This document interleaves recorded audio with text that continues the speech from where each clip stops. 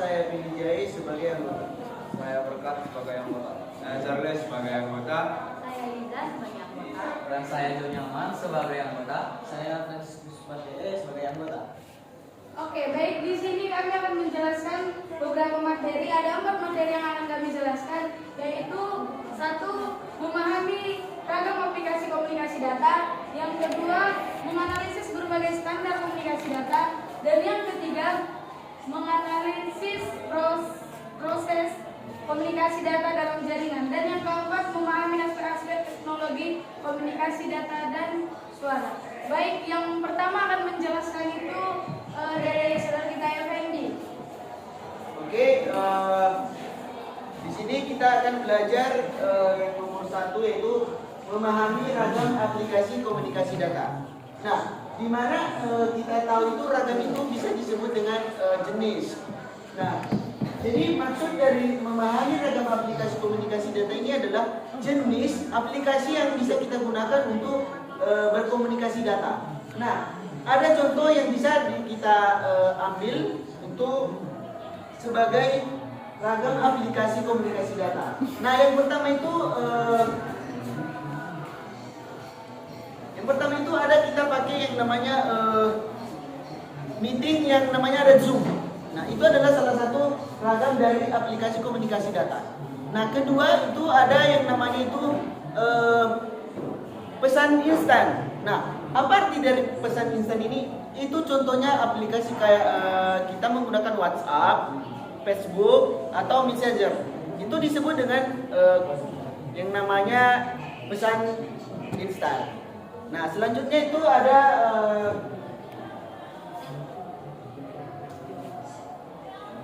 yang namanya Gmail atau email. Nah, kegunaan ini bisa juga untuk komunikasi data. Kenapa? Karena Gmail itu bisa membuat kita untuk berkomunikasi dengan satu dengan yang lain. Contohnya, kita mengirim surat ataupun tugas kepada guru contohnya. Itu kan bisa melalui Gmail dengan cara kita memasukkan dokumen ke Gmail kita dan kita kirim ke Gmail guru kita. Nah, itu adalah sebagai contoh-contoh untuk komunikasi data.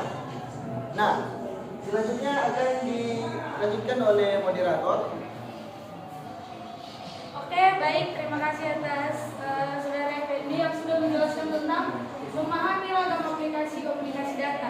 Baik, kita akan lanjut ke materi yang kedua, yang menganalisis berbagai standar komunikasi data yang dijelaskan oleh Charles dan Berkat. Silakan. Baik, di sini kami akan menjelaskan menganalisis berbagai standar komunikasi data. Yang pertama saya akan menjelaskan langkah analisis. 1. Identifikasi tujuan. Identifikasi tujuan adalah menentukan tujuan komunikasi data seperti kecepatan, jarak, keamanan, dan kompatibilitas. 2. Ada pemilihan standar, yaitu untuk memilih standar komunikasi data yang sesuai seperti Ethernet, Wi-Fi, Bluetooth, dan lainnya. Yang ketiga ada analisis teknis, yaitu evaluasi spesifikasi teknis standar seperti kecepatan transmisi, jarak maksimum, kapasitas perangkat, protokol komunikasi, dan keamanan dan ekskripsi.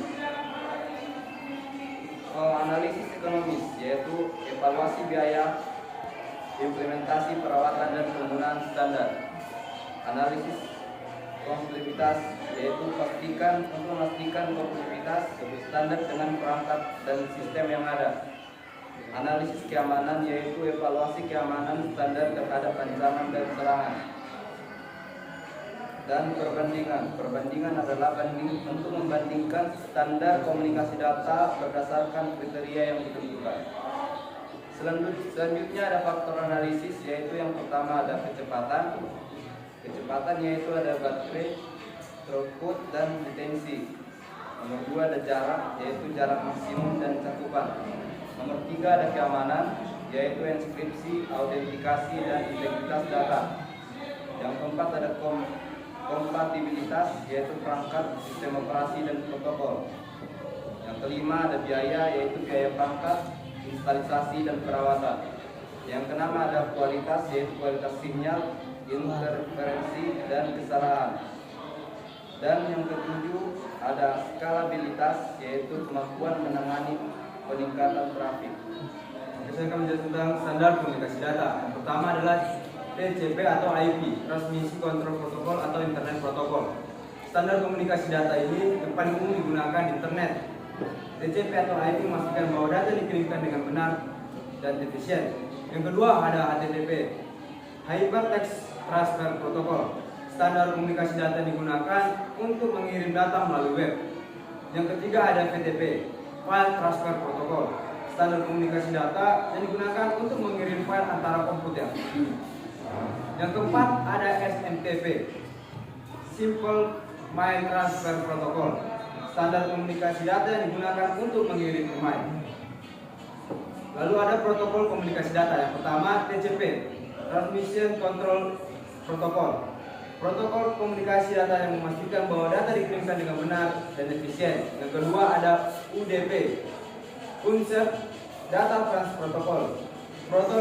Protokol komunikasi data yang memastikan bahwa data dikirimkan dengan cepat dan efisien, tetapi tidak memastikan bahwa data dikirimkan dengan benar. Yang ketiga ada ICMP, Internet Control Message Protocol.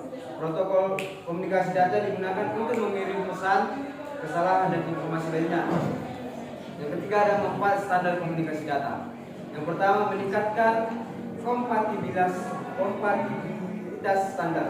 Komunikasi data memastikan bahwa perangkat dan perangkat vendor dapat berkomunikasi dengan benar. Yang kedua ada meningkatkan keamanan. Standar komunikasi data memastikan bahwa data dikirimkan dengan aman dan terjamin. Yang ketiga ada meningkatkan efisiensi. Standar komunikasi data yang memastikan bahwa data dikirimkan dengan efisien dengan cepat. Itulah tentang materi yang kita menganalisis berbagai standar komunikasi data. Baik, kami akan mengembalikan kepada moderator. Oke, baik. Terima kasih kepada dan Cahya sudah menjelaskan menganalisis berbagai standar komunikasi data. Baiklah, di sini kita akan lanjut ke materi yang ketiga yang dijelaskan oleh Liza dan John Yaman tentang menganalisis proses komunikasi data dalam jaringan. Silakan.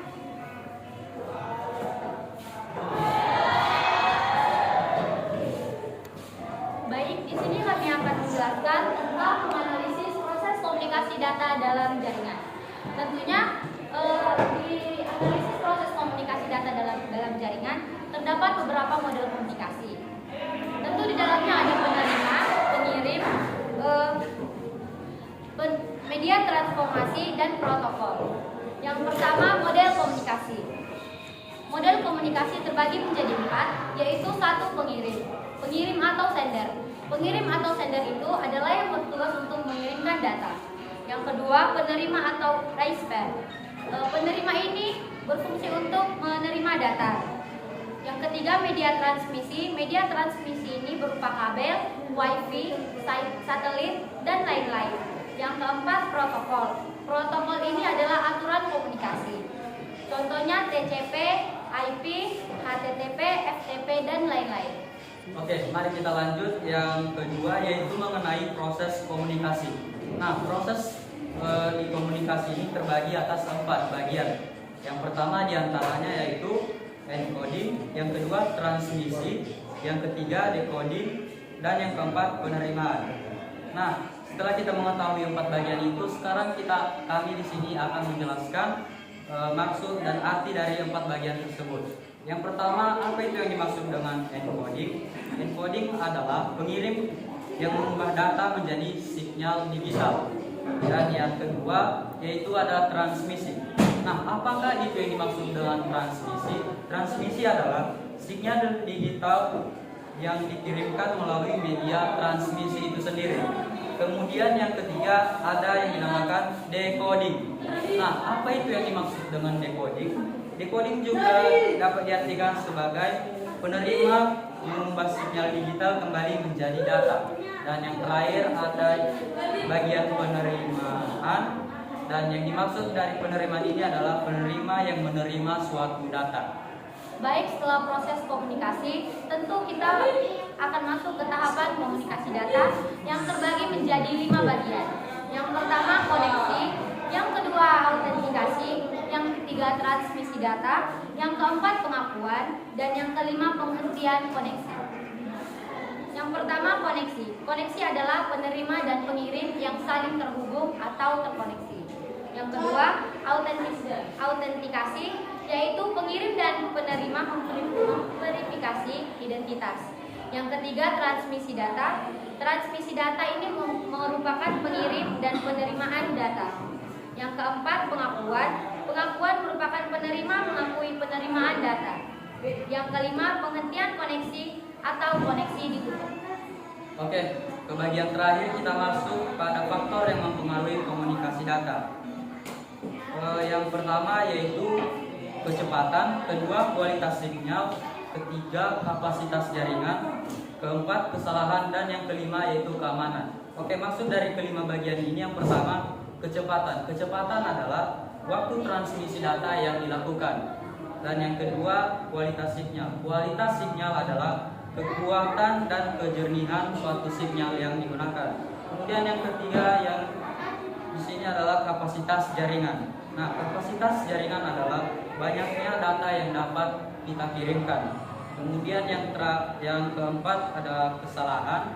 Kesalahan ini dimaksud dengan adanya error atau suatu kerusakan pada sebuah data. Dan yang terakhir yaitu keamanan. Keamanan ini adalah perlindungan dari akses tidak sah.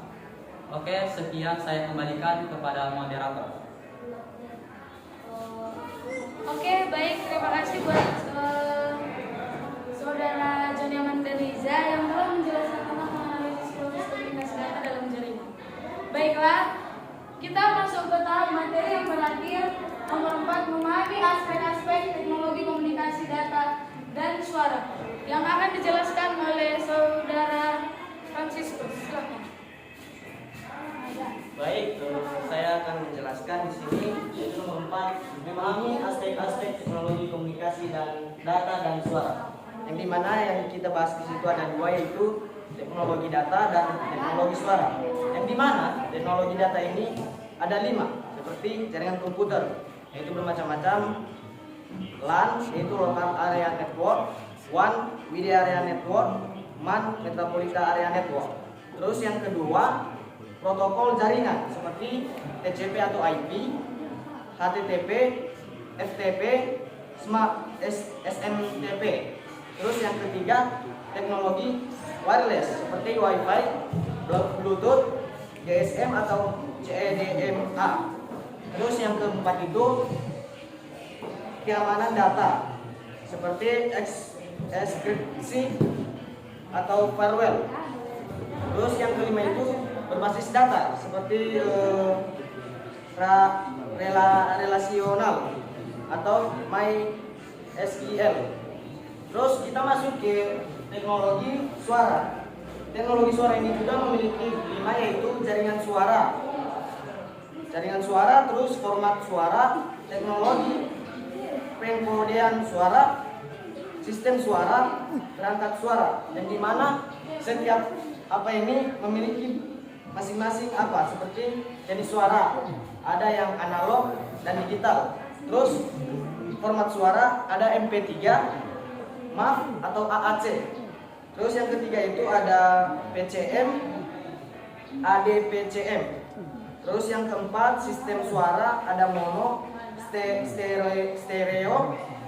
Terus yang kelima itu perangkat mikrofon atau speaker. Terus yang kelima itu kita lanjut yaitu ke aplikasi teknologi data dan suara, yang dimana satu telekonferensi seperti Zoom sama Google Meet. Terus yang kedua itu streaming seperti buat YouTube sama Netflix. Terus yang ketiga itu pengeditan suara, yang dimana di Adobe Audition sama Audacity. Terus yang keempat itu pengembangan aplikasi seperti Android atau ISO. Terus yang kelima jaringan telekomunikasi atau ISP. Oke, kami kembalikan kepada moderator. Baik, terima kasih buat Saudara Franciscus yang telah menjelaskan tentang memahami aspek-aspek teknologi komunikasi data dan suara. Baiklah, di sini atas materi kami yang berjudul teknologi layanan jaringan. Jika ada pemirsa atau kawan-kawan yang bertanya tentang yang sudah kami jelaskan, silakan bertanya di bawah di kolom komentar. Dan terima kasih banyak buat semua yang sudah menonton.